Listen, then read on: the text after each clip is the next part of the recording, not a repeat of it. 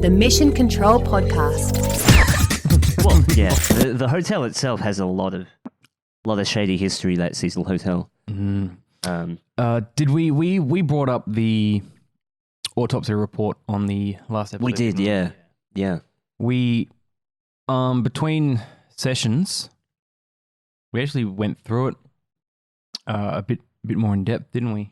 Well, we actually pulled up the PDF of the actual autopsy of Elisa Lam, which is available publicly online. You can grab the PDF along with a lot of other celebrity. Yeah, it's a website where they just grab them all and put on file. What's the website again? Autopsyfiles.org. Autopsyfiles.org. Some real grim stuff. I don't. People are going to think we're so weird combing the archives of autopsies, but it's really interesting to read how they write things, phrase things, the language that's involved as well. I think it's really cool to find out about a lot of deaths. You know, they've got Tupac there, they've got Chris Cornell, a lot of deaths. Yeah. But not just from what they write, but the way they write it, which is some of the stuff we've pulled up on this Elisa Lam medical report. So shall we just dive straight in? Let's do it. Yeah. So a lot of people pull up on the alteration that this medical examiner, Dr. Yulai Wang, corrected. So I think we've got two parties here involved in the autopsy. We've got a Jason P. Tovar, MD, and also a Yulai Wang, MD. We're going to go into a little bit of history as well, particularly on one of these individuals, because they seem to have a lot of bit of a sketchy involvement with, Before we get to that, so a lot of people discussing the autopsy report focus in on the corrections made by what they say is Dr. Wang. The first report was filed on the 21st of February, like directly after finding the body, which is fair enough. Yep. And filled out, and then it was actually finalized 5 months later? About 4 months later. About 4 months later. Quite a big gap, yeah. You can see, like, you scroll down to the toxicology report, the toxicology only came back in March. Yep. So there was already, like, a month, the toxicology report to be sent, and then another 3 months before they actually finalized this autopsy. Yep. But so everyone talks about this alteration here. And I'm not sure if people bring in how I want to say, just immature a lot of these sections are filled out, you know, in water. How did injury occur? In water tank. But then they've just added this little hotel in hotel water tank. How did it occur? Yeah, the writing looks very suspiciously odd in the way that it looks very childish. Very childish. Really childish, and it's not trying to well, I guess we are nitpicking. That's the whole point. But it just looks really strange. Like for a person of this caliber working in a field like this, you would think that the handwriting would be a bit more legible. Well, it's legible. It's just very childish. Yeah, you'd think that'd be almost like a matured adult doctor that has, you know, nice handwriting. But nice then again, cursive handwriting. And for people that can't see, like, it just looks very almost like a child did it.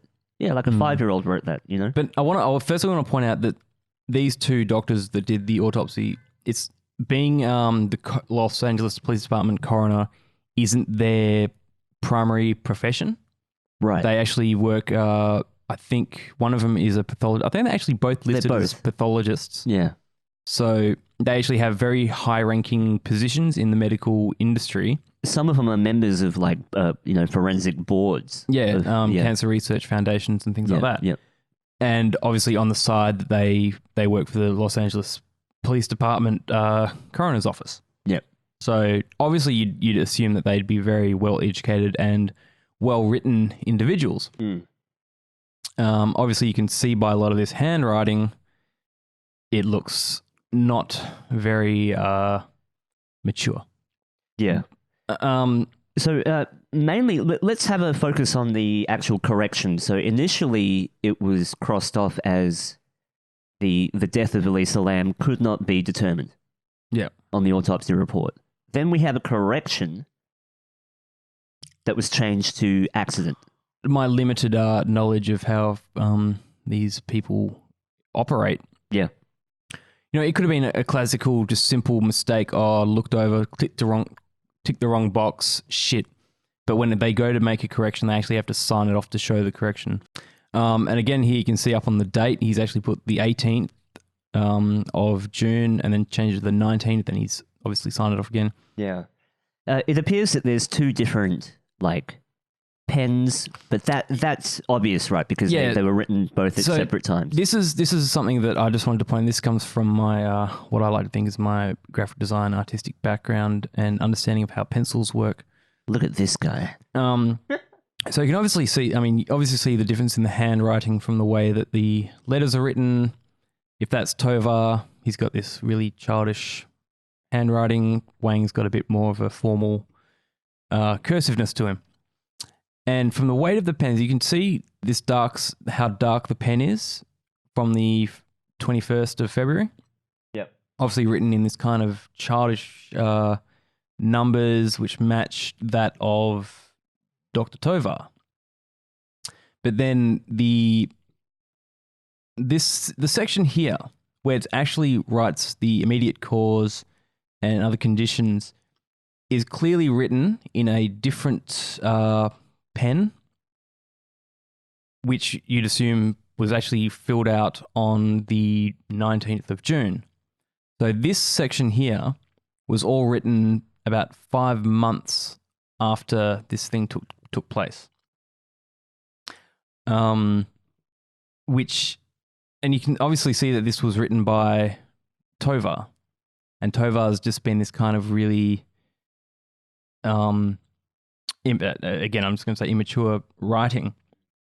But the section that was actually ticked and changed looks more to be that of Dr. Wang. Right. So Dr. Wang's actually the person that ticked the boxes, whereas Tovar filled out the rest of it. That's my assumption based on what I can see from the handwriting itself. Right. Now, why would that be relevant, I guess, to this case? Well, it's almost saying that, okay, there's these two doctors working on it, and one of them would obviously have a bit more power. So you see, Wang is a senior deputy medical examiner. Tovar's associate deputy. So I'd assume that Yulai Wang has a bit more authority over this medical report than Tovar does.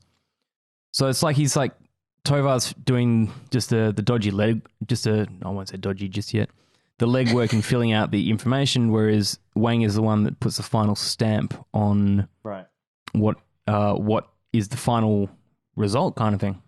I guess I just want to add that the determination that it was an accident sends a complete snowball, especially in the way of the court case that preceded this. So I feel like the cause of death has potential to change the whole angle of the case. So the fact that it's gone from we don't know how she died, which is a huge open case to work with, it's now singled out as a accident, which is so dismissive of the whole case. And I think this is kind of a nail in the coffin for a lot of people. They say, well, they refer to this and go, look, it's an accident. That was the official report. And I think that just silences a lot of questions that need to be asked about this case. Well, on that note, I mean, because that's a section that I want to jump into right next. But I just want to point out something that I picked up on, just the signatures of these individuals. You can see it on separate pages. So this is page 14, 15, and 16, where there's both doctors have signed these documents. Yulai Wang's signature is almost very consistent amongst the 3 documents. Whereas this Tovar guy doesn't know how to sign his own name. He's just drawing little squiggles on each page. Like, it is not a consistent signature. Right. And that's why I don't know. I sign my name differently every time as well. But come on. This is a huge, big... Like, this one here is just a 1 ring with 1 loop. I see what you mean, though. Here we've got very different. ring, loop, loop. And up here we've got this ring, awkward loop. That one does look very shaky. Yeah. I mean, my signatures vary a bit, but they've always got this consistency to them. Yeah. And you can see Wang, his signatures have got this consistency to them. Whereas this Tovar guy doesn't know how to sign his own fucking name. Like, Jesus, he's fucking for serious. I wouldn't let this guy be my doctor ever. Going on the point of these corrections, we're not trying to not pointing fingers. We're not trying to No. What's that word? Well, we're not accusing. We're not. I guess we're not making accusations or anything. However, there has been past cases for this Dr. Wang. That's correct. So we've essentially, I guess, we're not going to make the assumption. We've kind of made it's clear that Dr. Wang has been the one that's altered this this section. Dr. Wang, in his past, leading up to this case, has actually found himself in very similar situations. Including one case that happened not long ago, I think maybe 2 years ago. Woodland Hills tennis umpire says coroner falsified autopsy report. Do I need to go any further on that? So what happened was, this section here, she says, Deputy Medical Examiner Yulai Wang didn't follow procedure when he changed the cause of death on Alan Goodman's death certificate from an accident to a homicide without explanation. Wang has denied the allegations but still works for the county coroner. Attorneys in the case are under a court order not to comment until the jury is seated. Wang's attorney didn't return messages. So and I'll just point out, by him changing the case from the report from being an accident to being a homicide, they used that to charge this lady with murder. Yeah. So here we go again with the changing of the cause of death and mishandling of evidence as well. Yeah. So, hey, it's something to think about. Yeah, we're just pointing out that we're not accusing this Dr. Wang of anything, but obviously you can see that he's been there's been some things that he's had a sketchy past. Whether it's an intentional thing or whether he's just bad at his job, I don't know. Dropping bombs. We don't even know these people. Holy shit. That's very risky. Very risky there. Oh. Yeah. But so it's something to consider, and I think for something as bizarre as this case, you have to kind of consider everything. I do find it weird that once again it feels like that Elisa Lam autopsy report, there's a little bit of chopping and changing there. A little bit of suspicious activity on there. But it was this case here when I just read that section on the lady accused of killing the baby. Just a section where he says that, but after consulting with his superiors and receiving a private report from Dr. Berkowitz, Wang decided someone had attacked the baby. So it's almost like, to me, being a bit of a, I'm not going to say conspiracy, but a bit of that sort of over the top. You think he was given a... It's almost like he's given orders, or he's told to... Yep. He's being told to change it from higher ups, higher powers. And, I watch plenty of movies, and that's something that seems to happen very often, and I would not put it past that actually happening in the real world, especially in downtown Los Angeles. There's a lot of sketchy... Definitely there's corruption that's rampant there. Yeah. So so asking the medical examiner to change a report Yeah. to suit a narrative or anything like that.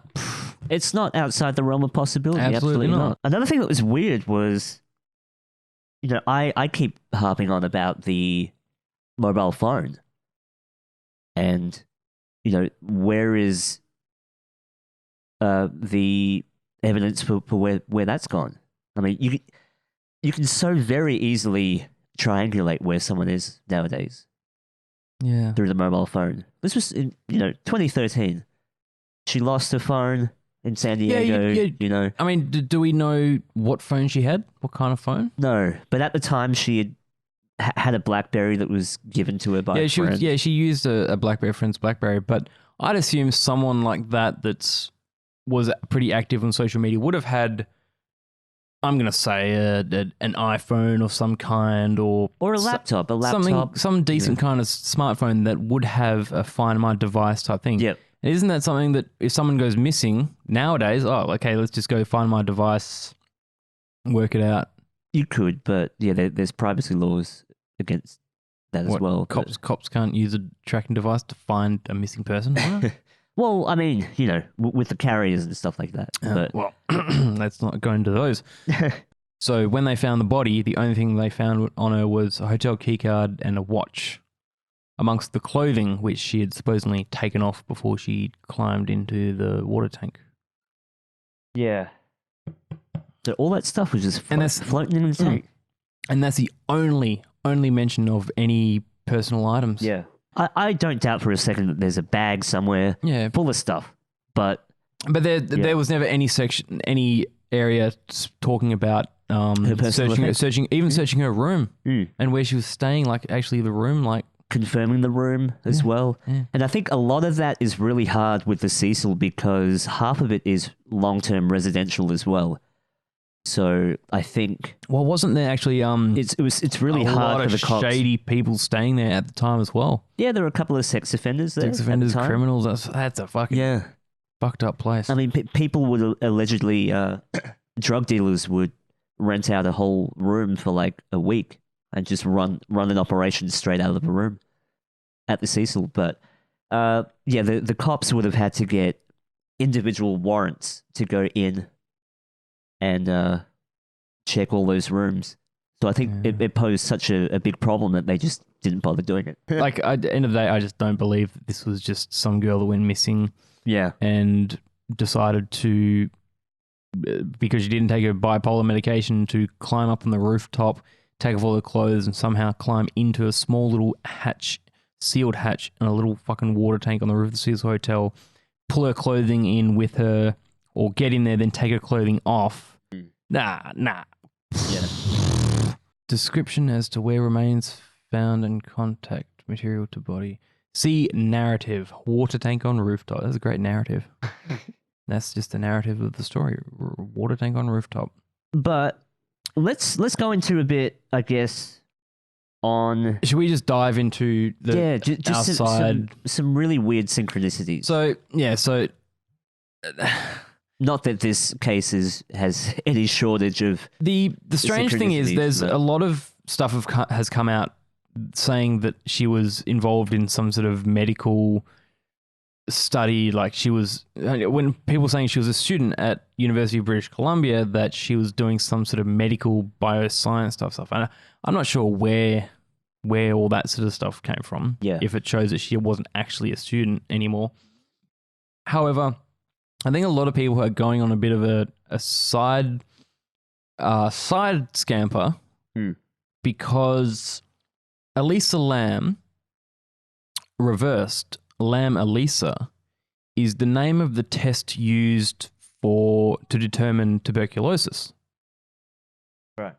That's a bit strange in itself. Lam Elisa is a tuberculosis test. So it's actually an anagram, so enzyme-linked immunosorbent assay, so ELISA, and LAM as well. I'm not even going to try and pronounce what the second part is, but it's basically a test, a bacterial test to test for tuberculosis. Something that happened around the same area down in Skid Row. At the same time as well. At the same time, and just after she went missing, just after she was found and stuff, was an outbreak of tuberculosis in Skid Row, downtown Los Angeles. Tuberculosis outbreak in downtown LA sparks federal effort. Yeah, more than 4,500 people who may have been exposed to the disease. 2 days later, this outbreak of tuberculosis in the same area, Skid Row, in which they probably had to take up all these homeless people and give them a Lam Elisa test. Yeah. That is very, very, very coincidental. Or, as we've been sort of pushing some ideas, is maybe there is a link somehow. There could be. Yeah. So there's a lot of people talking about bioterrorism. Could Elisa have been a carrier of TB herself? Could she have had either a vaccine or a cure? Was she involved in some sort of an experiment, perhaps? An experiment. So, because when I first started hearing this and thought that she was actually a student studying some sort of stuff, I thought, oh, maybe she was actually doing some after hours study experimentation with tuberculosis. So she was actually part of some sort of medical team. Now I just think she's a Chinese spy that was trying to poison fucking downtown Los Angeles. Because none of that holds up anymore. She wasn't a student. She's almost this invisible ghost, this person that does not exist, that just does not have a history, that does not... Everything about this case seems very strange, very sort of... very wiped under the table. Dead links. Nothing adds up. And then this really, really strange coincidence about tuberculosis outbreak 2 days after her body was found. Yep. It's... Yeah. What if, and I think someone else has actually brought this idea up, that there was actually like a foiled bioterrorism ploy. Like there was actually some kind of almost fucking movie style secret agent type poison the city of Los Angeles, and she wasn't, as this Elisa Lam, who I'm almost starting to think is not her real fucking name, was not the person, not the innocent person that we all think she was. Right. Or perhaps even a stolen identity off someone else. Or yeah. That is a theory that I see popping up a lot, especially because of the sheer coincidental timing of the outbreak as well. And of course, like, water supply would be the perfect way to spread TB. Yeah. Which a lot of people were drinking there at the time. Yeah. And Skid Row itself has its sketchy history. A lot of people claim that Skid Row is kind of a testing ground, and they use a lot of the homeless as those test subjects, pretty much. So I wouldn't be surprised if that's a really interesting theory, yeah, that it could have been a massive foiled plot, or it could be a lot bigger than we think. And that's the whole reason why it's kind of spun as a mystery, as opposed to what it really could be, which is a social a security breach, a potential terror attack. Okay? Or maybe there was a higher up that sort of knew more about what was going on and just told the LAPD and medical examiner to just shut up, forget about it. Right. Let's not let people think or go that far. Hang on, let's give them a sudden story. Let's give them some fucking shitty video that they can all fucking fight over and laugh about and come up with theories based on a shitty video about a girl missing. Because everyone's going to be looking at that, because no one's looking at a fucking breakout of tuberculosis 2 days later. Yeah. This is all third-party information. We can only go off the tiny sliver of information that we have. That's not even the full autopsy report, I don't think. That's like half of it. Oh, it's not even a full investigation. But that's and we said before, photos. I mean, I've seen FBI photos of the Pentagon that doesn't have a plane in it. Yeah. But I've never seen a photo of even one crime scene photo, a bit of evidence from the Cecil Hotel. Nothing. Not even the removal of the body at all. No. Not No, even there- like a there was- outside view of like a bag or a body bag. No. Yeah. There was a photo of these two firefighters carrying out these plastic bags. But firefighters are not coroners. Isn't that weird? yeah, well, Firefighters. maybe they needed the firefighters to get the big ladders to get up to the fucking water tank because no one else can do it. Yeah. I just find it weird that they would carry out a sack of her belongings like that. Firefighters. And none of that was quarantined or, taken as evidence for forensics. It was just kind of, that whole roof was just like a free-for-all. People just walking all over the roof. Yeah. Crazy. Yeah. But I don't think we'll ever solve this. No. But I think for years to come, it's going to But keep there's a couple of people still investigating quite diligently. So I don't think it'll ever be a topic that won't come up every few years. I think there'll be a new tiny little clue here and there. A lot of people are doing a lot of digital background research. They're finding all sorts of accounts that could have belonged to her. But it's hard. It's already 6 years now.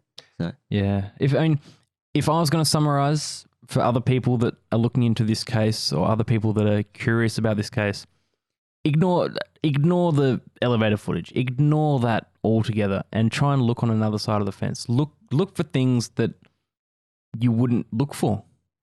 Look at the cemetery. Look at the location of industries that are the connections.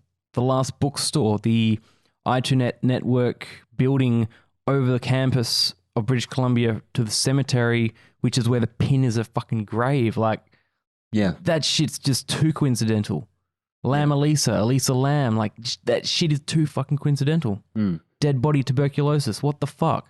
Well, I think that the big glaring thing is stop looking at the elevator footage. Like we should be well past that. I think that is a total decoy. It's a bamboozle. It's getting you to look at the trying to. The amount of people that look at the footage and go, "Oh, it's weird," and it becomes mysterious, and they get drawn to it. And they pick apart it frame by frame, and in the first frame, you can just say to yourself, "This is fake." Yeah, it's too blurry. It's been manipulated. Yeah. Oh, let's keep looking at it. I find it so bizarre. Unless you're looking at video 2, the other one, or if anyone has a copy of that real high res video in which they were able to actually get her face. Yeah. Please send that to us because we can't find it. We can't find the source of that at all.